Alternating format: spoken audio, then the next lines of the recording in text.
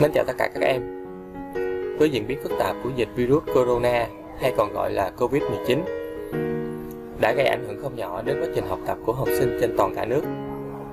Do vậy, nhà trường chúng ta đã triển khai hệ thống học trực tuyến ViettelStudy nhằm giúp cho các em ôn lại cũng như cập nhật kiến thức mới trong quá trình nghỉ dài hạn.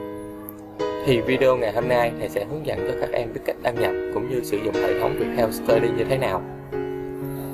Trước khi đi vào xem video, các em vui lòng nhấn nút subscribe để đăng ký kênh và nhấn vào biểu tượng hình chuông bên cạnh, chọn on để có thể nhận được thông báo khi có video mới nhất.